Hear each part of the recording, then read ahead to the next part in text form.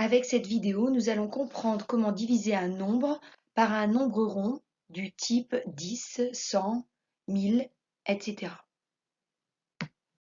Lorsque nous divisons 700 par 100, nous obtenons le nombre 7. En effet, 7 fois 100 égale 700. Et en fait, lorsque l'on considère la partie entière 700, c'est comme si on tirait la partie entière vers la droite de 2 crans. On part de la partie entière 700, on obtient en le tirant d'un cran vers la droite 70 et en tirant d'un deuxième cran vers la droite, on obtient 7. Donc lorsqu'on divise par 100, qui comporte 2 zéros, on tire la bande de 2 crans vers la droite.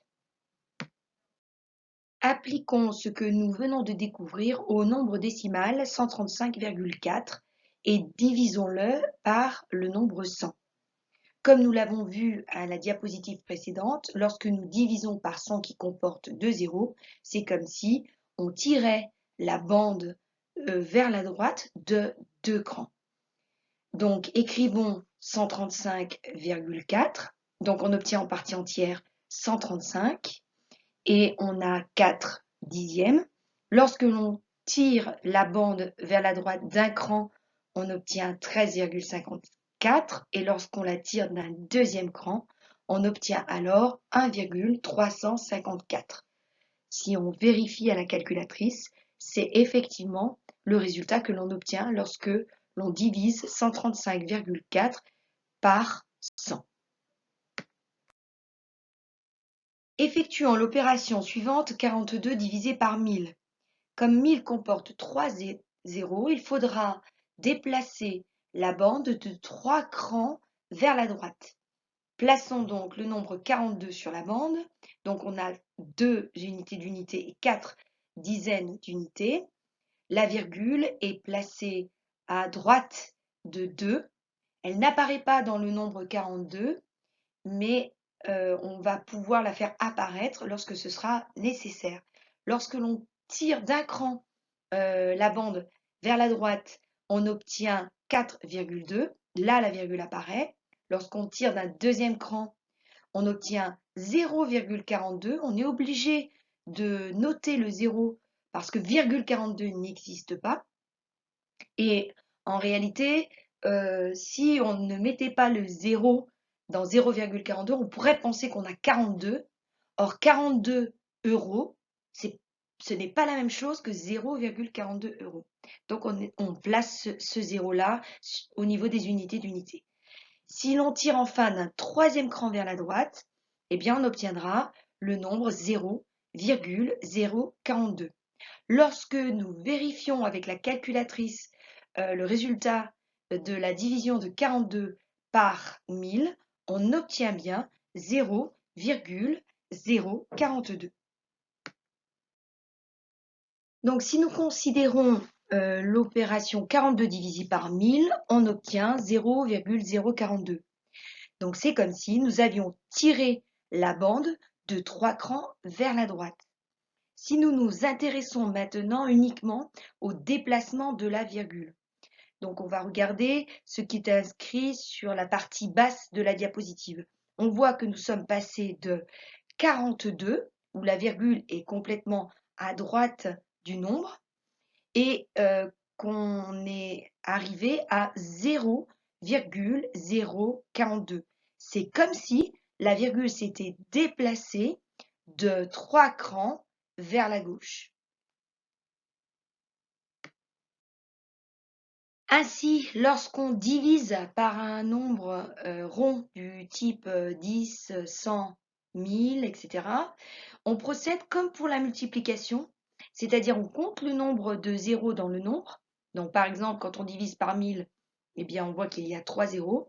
Cela nous donne le nombre de bonds, de crans, de déplacement. Donc 3 zéros nous donnera 3 crans.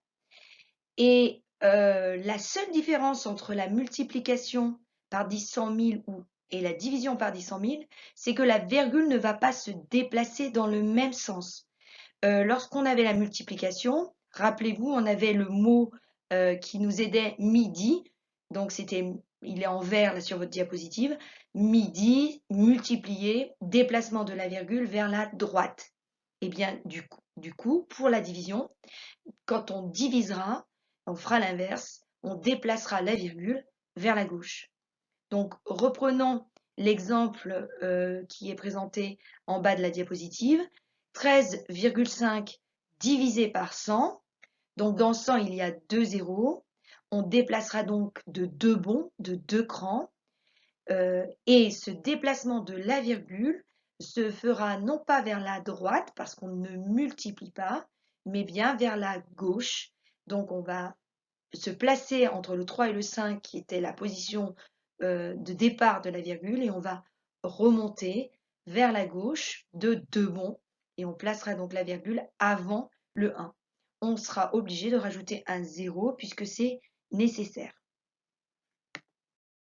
Donc nous allons considérer les différentes étapes à respecter pour pouvoir diviser un nombre par 10, 100, 1000, etc. Alors considérons l'exemple 3,15 divisé par 100. On écrit d'abord le nombre sans virgule. Donc 3,15 devient de 315. Ensuite, on place la pointe de son stylo à l'endroit où se trouve la virgule initialement, dans le nombre de départ. Donc dans 3,15, la virgule se trouve entre le 3 et le 1. Donc on place la pointe du stylo entre le 3 et le 1. Ensuite, on compte le nombre de zéros dans le nombre rond. Ici, nous avons 100, donc il y a 2 zéros. Cela nous donne le nombre de crans à effectuer. 2 zéros nous donnera 2 bonds à effectuer. Comme on divise, eh bien, on va déplacer la virgule vers la gauche. C'est l'inverse de midi. Midi, multiplié, on va vers la droite. Et donc, diviser, on fait l'inverse, on va vers la gauche. Ce qui veut dire que lorsqu'on divise, on va faire donc les 2 bonds vers la gauche. Et ensuite, on complétera avec des zéros quand c'est nécessaire. Donc, si on part de la position de départ de la virgule qui est entre le 3 et le 1, on remonte d'un cran, on va se retrouver avant le 3, on remonte d'un deuxième cran et on pose la virgule. On est obligé de mettre un 0 avant la virgule et un 0 entre la virgule et le 3. On obtient le nombre suivant, 0,0315.